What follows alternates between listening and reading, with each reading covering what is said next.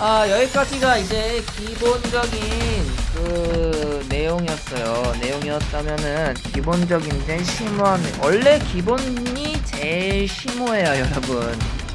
기본이 제일 심오한데, 여러분들 회로 이론에 앞서서 가장 중요한 게 바로 약속입니다, 약속.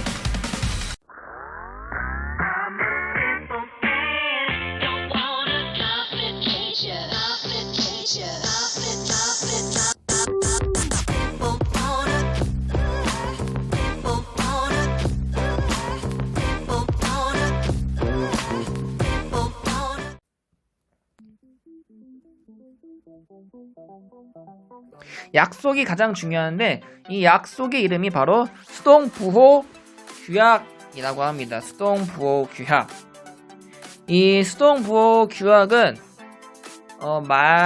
이 전압과 전류에 따라서 그 관계식을 약속한 거예요. 약속을 한 건데, 네 가지 방법이 있어요. 네 가지 방법이 있는데, 자, 여기 이렇게 있죠.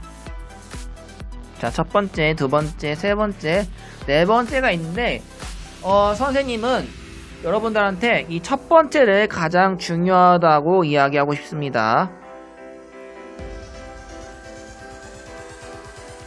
이 여러 가지가 있어요. 여기 보면은 지금 여기가 플러스고, 그 다음에 여기가 플러스인 경우가 있죠. 또 다르게, 자, 여기는 이쪽으로 흐르는데, 자, 여기는 이렇게 흐르고 있죠. 자, 2번, 3번, 4번 같은 경우는 선생님이 이런 경우도 있다라고 이야기하고 싶어서 그런 건데, 자, 전압 강하의 방향에 따라서 전류가 정해지는데, 선생님은 이 1번 방법이 엄청 중요하다고 얘기한 겁니다. 이 1번이 기준이에요. 선생님이 말했을 때 이 1번으로 여러분들이 이해했으면 좋겠습니다. 그래서 이 저항이 있어요. 저항이 있을 때 이 A라는 점에서 B까지 전류, 즉 전하가 흐른다는 거죠. 근데 뭐 전공이 흐르겠죠. 전류의 방향은 사실은 전공의 흐름이거든요. 전공이 이렇게 흐른다고 생각을 해요. 이렇게 흐르면은 여기에는 이 저항이 어떠한 행동을 하겠죠. 행동을 하면서 이제 전압이 떨어질 겁니다. 봐봐요. 이거예요, 이거. 여기 이렇게 돼 있잖아요. 그러면 이렇게 전공이 이렇게 지나가요. 그럼 여기서 힘이 빠지겠죠. 힘이 빠지는데 여기서는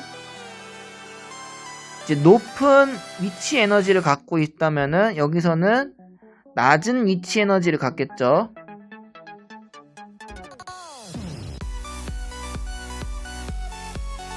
자, 이것을 의미합니다. 즉, 여기서 보면은, 자, 여기 이 부분 다 지워버리면, 여기 이런 게 있다는 걸 보여준 거예요. 근데 선생님은 추천하지 않는 방법입니다. 자, 이걸 보면은, 자, 에너지가 높았다가 쭉 저항을 지나가면서 요만해지는 걸 볼 수 있어요. 이렇게 많았다가. 이때가 플러스고, 이때가 마이너스라고 하는 겁니다. 그래서 여기가 V는 전압 강화가 됐다는 겁니다. 이걸 표현해 주려고 여기는 플러스, 여기는 마이너스라고 하는 겁니다.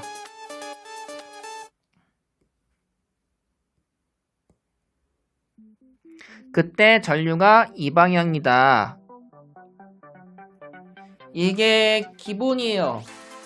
이걸 알아야 됩니다. 근데 이거를 표현을 여러 방법을 쓸 수 있어요. 봐봐요. 지금 선생님이 좀 마음에 안 들게 지금 예를 적었었는데, 자 봅시다. 자, 이럴 때 전류 I가 이렇게 흐른다고 쳐봐요. 그렇다면은 이 전류가 이렇게 흐르겠지만은 사실은 여기에 마이너스 I가 있을 경우에는 이렇게 흐른다고 생각을 할 수도 있겠죠. 그래서 이런 식으로 마이너스 I가 흐른다는 거랑 이 친구랑 이 친구는 사실은 같다 라는 겁니다.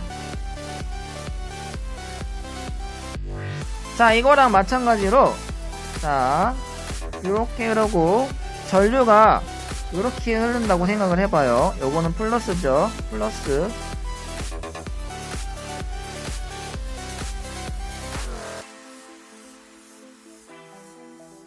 헷갈릴 수 있으니까. 원래 이게 맞는 건데 전류를 마이너스로 두고 방향을 바꾼 거죠. 방향을 바꾼 겁니다. 방향을. 전류를 방향을 바꿨을 때 이렇게 된다. 마이너스가 붙는다. 그러면 상쇄돼서 요거랑 같아지죠. 근데 여기서 반대로 뒤집을 수도 있어요. 만약에 마이너스 그 전압을 걸면은 여기가 마이너스 되고 여기가 플러스 되겠죠. 이게 사실 다 똑같은 말이에요. 이렇게도 표현할 수 있어요. 즉 I랑 V를 거꾸로 표현해서 이렇게 표현할 수 있는데 선생님이 가장 중요하게 생각하는 게 뭐냐? 요겁니다. 즉 어떠한 전류가 들어가서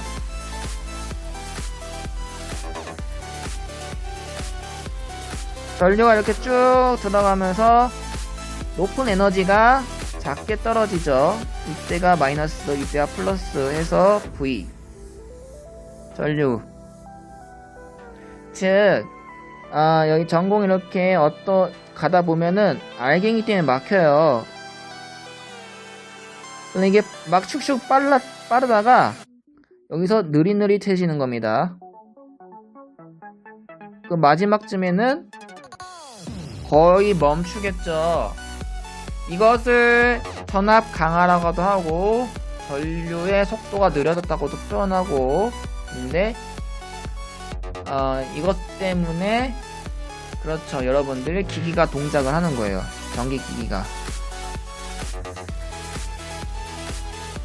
자, 이 수동부 규학을 굉장히 중요하게 생각을 해야 돼요. 선생님이 방금 이야기했지만. 자, 그래서 1번은 무조건 여러분들이 가져가야 됩니다. 즉 전류가 들어올 때 그 부분이 플러스다 입니다. 전류가 들어올 때 그 부분이 플러스다. 즉 여기서 이렇게 돼서 전류가 이렇게 들어오면 여기가 플러스라는 겁니다. 이것만 알아두면은 여러분들 이번 시간에 다 가져간 거예요. 이것만 알면은 모든 회로가 다 해석이 됩니다. 자, 그렇다면 수동부호규학 넘어가도록 하겠습니다.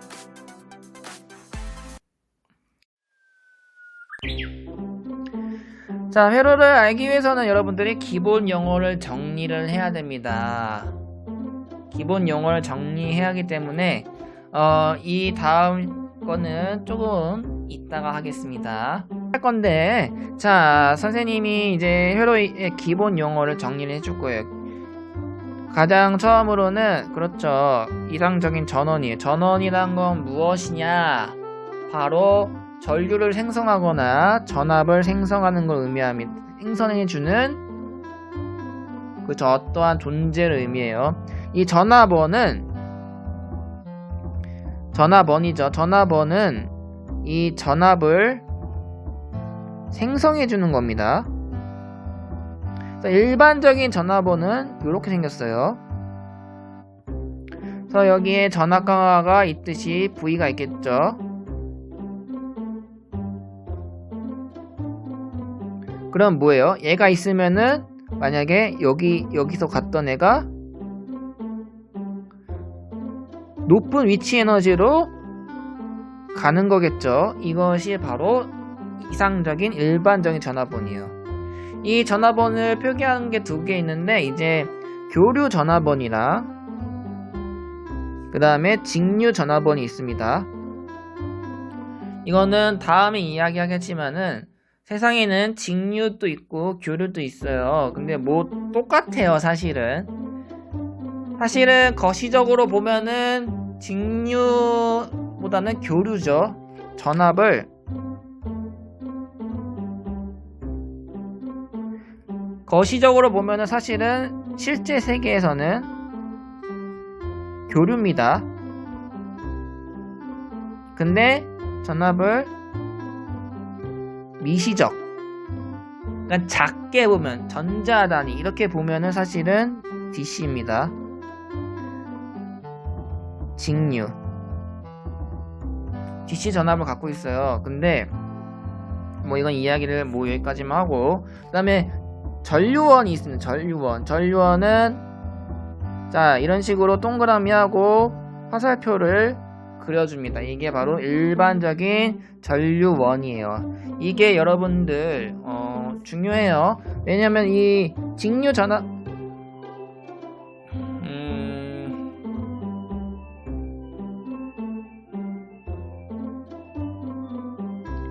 직류 전화번일 때 우리가 많이 사용하기 때문에 이 기호가 바로 일반적인 전화번, 직류 전화번인 것을 여러분들 생각해주면 고맙겠습니다.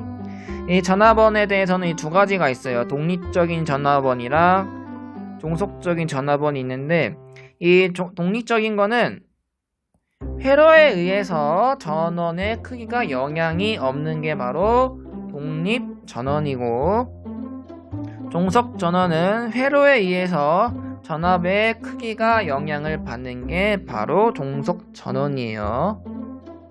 사실은 이렇게 독립 전원이란 건 존재할 수 없어요. 이거는 이상적인 이야기인데 그래도 이게 있다고 생각을 하고 결정하는 겁니다. 그래서 만약에 예를 들어서 이렇게 되죠. 이렇게 돼서 플러스 마이너스가 있을 때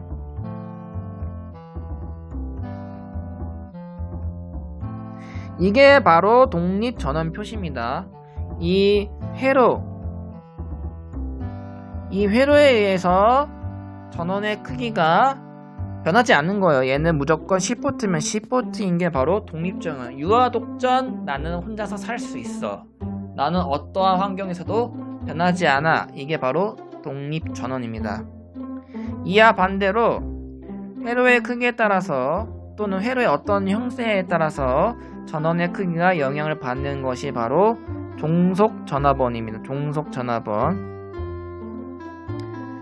종속 전류원도 있어요. 이렇게 뭐라고 표현하죠?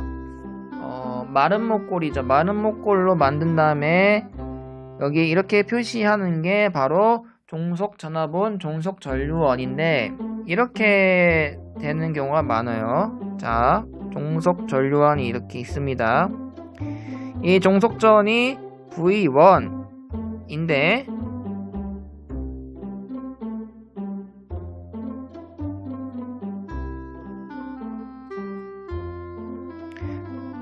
자 여기에 걸린 전압이 V1이면은 요거랑 같습니다. 즉 말하자면은 회로에 흐르는 전류나 걸린 전압이랑 거의 동일하거나 또는 어떤 상수배로 비례하는 전화번이나 전류원을 종속 전원이라고 합니다. 이러고 왜 배우나? 선생님 신나게 지금 이야기를 하고 있었는데 왜 배우냐? 실제 생활에서는 이거 같은 독립 전원은 여러분들이 알다시피 배터리입니다. 물론 배터리도 사실은 종속 전원이에요. 근데 변할 수 있어요. 회로에 따라서 뭐 변할 수 있습니다. 변할 수 있는데 그래도 이상적으로 보면은 배터리가 독립 전원이에요. 근데 종속 전원은 무엇이냐?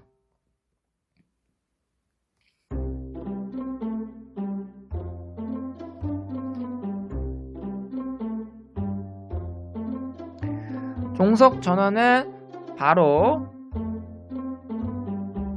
여러분 모르겠지만 반도체입니다. 그래서 배우는 거예요. 사실은 종속 전원은 사실은 반도체입니다.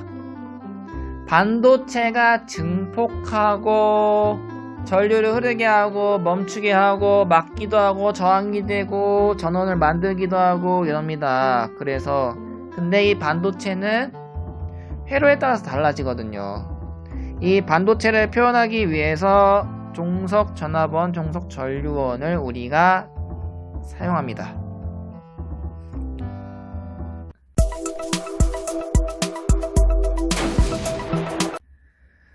자, 그렇다면은 이제 어렵죠. 이제부터 이제 슬슬 여러분들은 머리가 꼬이기 시작을 하는데 뭐 별거 없습니다. 별거 없는데 이거는 여러분들이 숙달이 돼야 돼요. 숙달이 돼야 하기 때문에 회로의 기본 용어에 대해 정리를 해보는 시간을 갖도록 하겠습니다. 자, 보면은 이 마디가 있어요. 마디. 이 노드라고도 하는데 둘 이상의 회로에 결합하는 점입니다. 이게 무엇이냐? 여기에요. 선생님 이 A점 있죠? 이 점 계속 찍고 있는데 이게 바로 마디다. 가지가 있으면 마디가 있는 것처럼 가지가 이렇게 있잖아요. 그럼 이렇게 돼가지고 여기를 우리가 마디라고 하잖아요. 여기를 이렇게 뭐 나무 같은 게 있으면 이렇게 있겠죠. 여기 이게 가지고 이게 마디겠죠. 이거를 그냥 하는 겁니다. 이게 노드다. 그 다음에 아까 이야기한 것처럼 가지부터 보겠습니다. 두 마디를 연결한 경로. 즉 이 녀석이 가지예요. 여기가 노드면은 이 부분이 바로 가지라는 겁니다. 이 부분도 가지겠죠. 자, 이거를 영어로 브랜치라고도 합니다. 브랜치. 노드 브랜치 이거는 굉장히 중요해요. 굉장히 중요하니까 뭐 익혀갑시다. 어렵진 않아요. 자, 그리고 이제 막로인데 이 막로가 좀 어려워요. 막로는 출발점과 도착점, 이 출발 절점과 도착 절점만이 유일한 회로 내의 이동 경로가 되는 것을 이제 막로라고 하는데, 자, 이 막로는 뭐냐면은 이런 걸 막로라고 합니다. 하나의 격자문이라고 생각하면 돼요. 격자. 그래서 여기가 이렇게가 한 막로가 됩니다. 여기서 중요한 점은 막로에 흐르는 전류는 선생님이 방금 한 표시로 흐르게 됩니다. 거의 기준이 또 이렇습니다. 만약에 다르게 해서 풀 수 있는데 이렇게 안 풀면 꼬여요. 선생님은 이 방법을 강추합니다. 즉 시계 방향으로 전류가 돈다고 생각해서 이 막로를 꾸려야 돼요. 뭐 여기 이렇게 뚫고 가는 거 아니죠? 아무튼 이 안에 있는 게 바로 막로 또는 회로라고 합니다. 어렵죠? 처음에 기초가 가장 어렵습니다. 가장 어려우니까 선생님 영상을 자꾸 보면서 마디는 결합하는 점이고 가지는 두 마디를 연결하는 하나의 선이고 그 다음에 막로는 격자문이다 라고 생각하면은 굉장히 편합니다.